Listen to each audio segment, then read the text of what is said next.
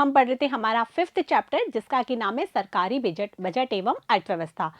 बच्चों, इसके last video में हमने क्या पढ़ा था? इसके लास्ट वीडियो में हमने जाना था कि सरकारी बजट किसे कहते हैं, बजट क्या होता है और बजट बनाने के पीछे कौन से उद्देश्य होते हैं, जिसमें हमने बजट का आवंटन कार्य, पुनः आवंटन कार्य और स्थिरीकरण कार्य पढ़ा था। अब हम आगे बढ़ते हैं और शुरू करते हैं हमारा सेकंड पार्ट, जिसमें हम पढ़ेंगे कि प्राप्तियां क्या होती हैं, प्राप्तियों का क्या वर्गीकरण है। हमने बात की थी कि जो बजट है उसमें क्या होता है, सरकार की प्राप्तियों और सरकार का व्यय का क्या होता है, ब्यौरा होता है। तो हमें ये तो पता होना चाहिए ना कि सरकार को कहाँ से क्या प्राप्ति होती है और सरकार कहाँ पर क्या व्यय करती है। तो जो प्राप्तियों का जो स्रोत है वो क्या क्या होता है, इसके बारे में हम जानेंगे इसमें। ठीक है बच्चों, तो सबसे पहले आपके सामने एक ये पूरा एक डायग्राम दिया हुआ है जिसमें बजट के बारे में बताया गया है और इस पूरे डायग्राम में आपको समझ में आएगा कि क्या तो सरकार की प्राप्तियां होती हैं और क्या सरकार के व्यय होते हैं। सबसे पहले हम देखते हैं बजट।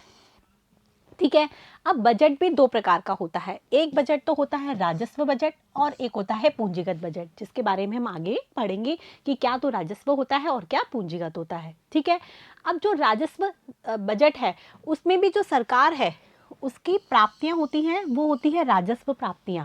इसी प्रकार जो पूंजीगत बजट में जो सरकार की प्राप्तियां होती हैं वो होती हैं पूंजीगत प्राप्तियां।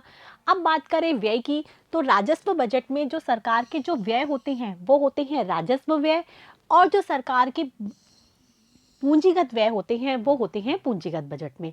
तो इस प्रकार से जो सरकार को जो प्राप्तियां होती हैं वो दो प्रकार की होती है, एक तो राजस्व प्राप्तियां होती हैं और एक पूंजीगत प्राप्तियां होती हैं।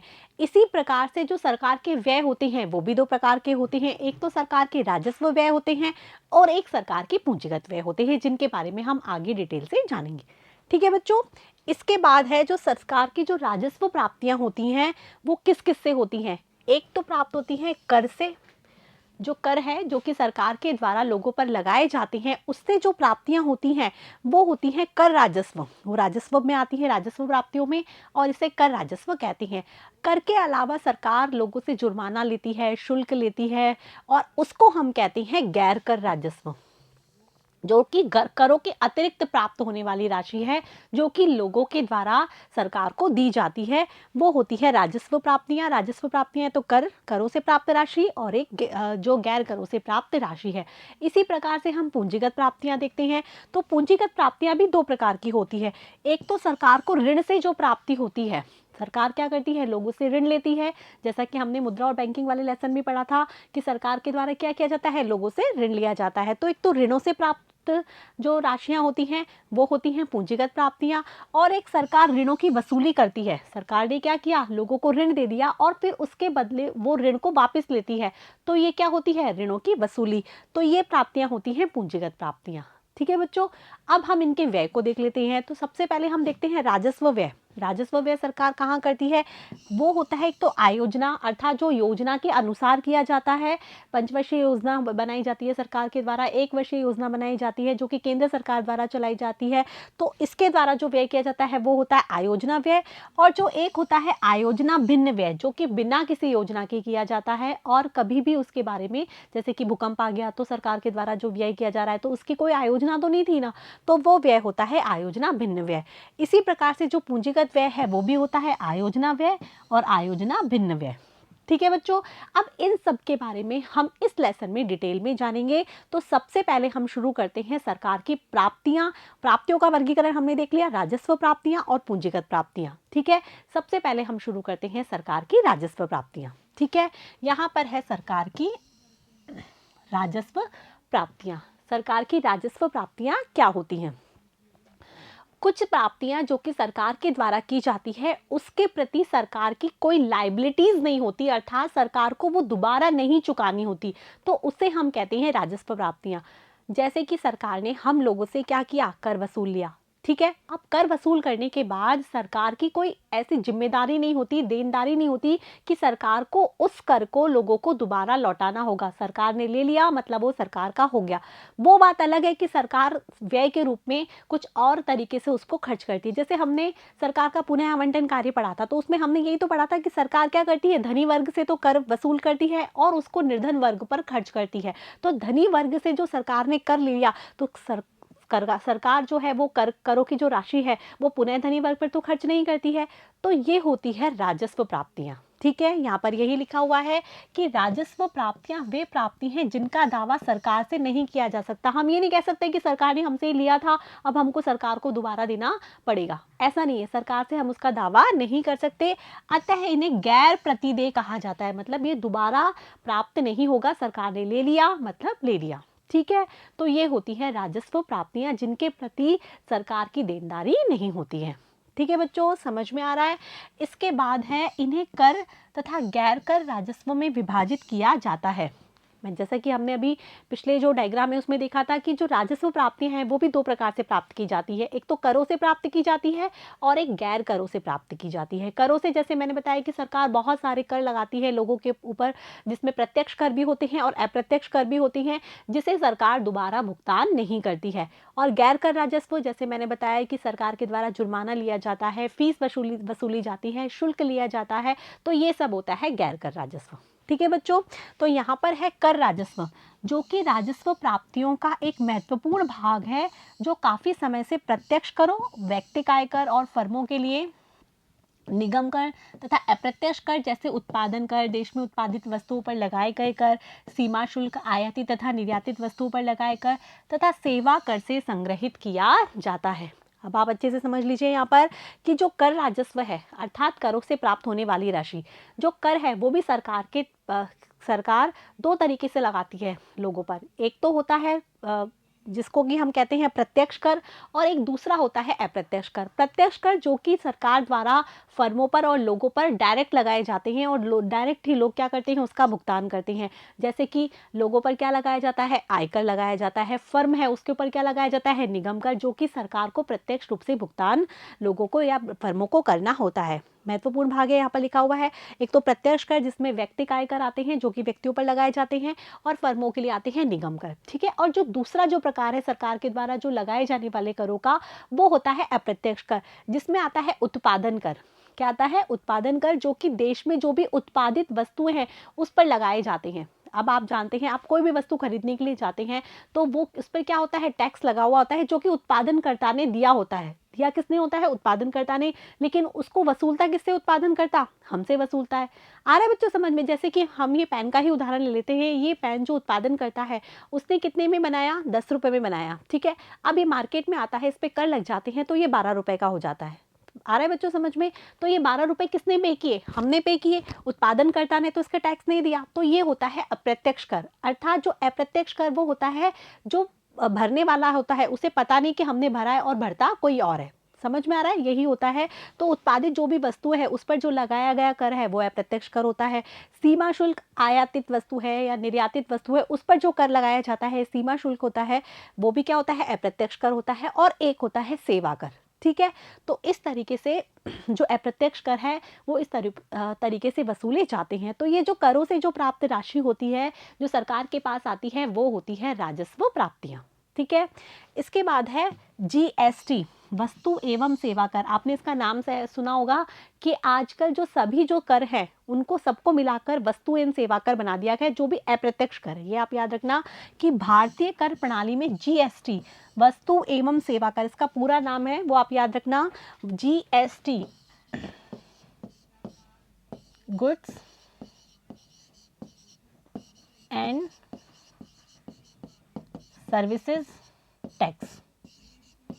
ठीक है, जो वस्तुओं पर और सेवाओं पर लगाए जाते हैं के प्रवेश के साथ एक विशाल परिवर्तन हुआ है। जब से ये भारतीय कर प्रणाली में जीएसटी आया है तब से जो कर है उसमें जो लेने की प्रणाली है उसमें एक विशाल परिवर्तन हुआ है। यह कर जो जीएसटी है वो वस्तुओं और सेवाओं दोनों पर लगाया जाएगा और केंद्र 28 राज्यों तथा 7 केंद्र शासित प्रदेशों द्वारा 1 जुलाई 2017 से ये लागू किया गया। इसके लागू होने की अवधि ध्यान रख लेना कि 1 जुलाई 2017 से ये लागू किया गया है। ठीक है, और जो भी हमारे राज्य हैं उन पर और जो भी केंद्र शासित प्रदेशों हैं सब में ये लागू किया जाएगा। अन्य प्रत्यक्ष करों जैसे कि संपत्ति कर, उपहार कर, संपत्ति शुल्क से कभी भी बहुत राजस्व का संग्रह नहीं हुआ है तथा इसलिए इन्हें कागजी कर भी कहा जाता है। जो भी प्रत्यक्ष कर है, मतलब एक प्रत्यक्ष कर तो जो मेन है वो है हमारा व्यक्तिगत आयकर। ठीक है, और जो बाकी जो अन्य प्रत्यक्ष कर है जिसमें आता है संपत्ति कर आता है, उपहार कर आता है और संपत्ति शुल्क आता है। संपत्ति शुल्क को तो अब क्या कर दिया है, समाप्ति कर दिया है। ये भी क्या कर, ये मतलब बहुत कम राजस्व का संग्रह कर पाते हैं, जितना आयकर से वसूलते हैं उससे बहुत कम इनसे संग्रह कर पाते हैं, इसीलिए इन्हें केवल कागजी कर कहते हैं, क्योंकि ये केवल क्या है, कागजों में ही शामिल है। असलियों में इनसे सरकार का जो राजस्व है वो बहुत कम संग्रहित हो पाता है। ठीक है बच्चों, इसके बाद है पुनर्वितरण के उद्देश्य की प्राप्ति आयकर प्रगतिशील करारोपण के माध्यम से किया जाता है। जैसे मैंने आपको बताया था कि सरकार क्या करती है, धनी वर्ग से तो अधिक कर वसूलती है, जबकि निर्धनों पर बहुत कम कर लगाई जाती है। तो ये जो कर लेने की ये जो विधि है उसे हम कहते हैं प्रगतिशील करारोपण। प्रगतिशील करारोपण में क्या होता है कि जिसकी कम आय है उस पर तो कम कर लिया जाएगा, और जैसे जैसे आय बढ़ती चली जाएगी, कर की जो राशि है वो क्या होती चली जाएगी, बढ़ती चली जाएगी। हमारे यहाँ पर जो आयकर है वो इसी अनुसार से लिया जाता है कि प्रगतिशील, अर्थात इस तरीके से, ठीक है, कि आय बढ़ती चली जाएगी तो कर की राशि क्या होती चली जाएगी, बढ़ती चली जाएगी। तो इस तरीके से बढ़ते हुए होते हैं प्रगतिशील कर। तो प्रगतिशील का अर्थ क्या होता है कि कि जो धनी वर्ग है, क्योंकि उनकी आय बहुत अधिक है तो उन पर अधिक कर लगेगा, निर्धन वर्ग जिनकी आय बहुत कम है उन पर कम कर लगेगा, या फिर कुछ राशि ऐसी होती है जिसपे कर ही नहीं लगता है। आगे बच्चों समझ में। तो इसके अंतर्गत जैसे जैसे आय बढ़ती है वैसे वैसे कर की दर भी क्या होती चल जाती है, ऊंची होती चली जाती है। इनकम बढ़ती चल जाती है तो जो कर है वो भी बढ़ता चला जाता है। जैसे हमने मान लिया यहाँ इनकम है, ये बढ़ती चल जा रही है, तो टैक्सेस हैं वो भी क्या होते चल जाएंगे, बढ़ते चले जाएंगे। फर्मों पर क्या लगाए जाते हैं, आनुपातिक आधार पर कर लगाए जाते हैं। फर्म पर ये जो प्रगतिशील कर है वो नहीं लगाए जाते, बल्कि आनुपातिक, मतलब उनका जो लाभ है उसके अनुपात पर कर लगाए जाते हैं। कर की दर लाभयुक्त आय का एक विशेष अनुपात होती है, मतलब ये अनुपात डिसाइड कर लिया जाता है कि तुम्हारी जो आय यदि 100 होती है तो उसमें से 20% आपको कर देना है, अर्थात 20 रुपए कर देना है। तो अनुपात के आधार पर इस पर कर लगाए जाते हैं। ठीक है बच्चों, इसके बाद एक जीवन के लिए जो अनिवार्य वस्तुएं हैं उत्पाद कर से मुक्त रखा जाता है, अथवा उन पर कोई कर की दर निम्न होती है। जो जीवन के लिए अनिवार्य वस्तु है, जैसे कि हम बोलते हैं रोटी है, जो सिंपल कपड़ा होता है, यदि हम कहते हैं छोटा मोटा घर होता है, तो ऐसी जो वस्तुएं होती हैं या सेवाएं होती हैं उनको कर की दर से क्या रखा जाता है, मुक्त रखा जाता है, क्योंकि वो अनिवार्य वस्तु है। यदि निर्धन वर्ग को भी वो वस्तुएं उपलब्ध नहीं होगी तो वो जी ही नहीं पाएगा, तो वो वस्तुएं अनिवार्य वस्तुएं हैं, इसीलिए उन पर कर की दर या तो बहुत कम होती है या पर उन पर कर ही नहीं लगाया जाता है। इसके अलावा जो सुख और अर्धविलासिता की जो वस्तुएं हैं उस पर सामान्य दर से कर लगाया जाता है। एक वस्तु तो क्या होती है, अनिवार्य वस्तु, एक वस्तु होती है जो कि होती है आरामदायक, और एक होती है जो कि विलासिता की वस्तु होती है। तो जो सुख, जो अनिवार्य वस्तु उस पर तो कर नहीं लगाया जाता, और जो आरामदायक वस्तु होती है उस पर सामान्य रूप से कर लगाया जाता है, लेकिन जो विलासिता की, ऐशो आराम की वस्तुएं होती हैं उस पर कर की दर बहुत अधिक होती है। तो इस तरीके से कर लगाए जाते हैं।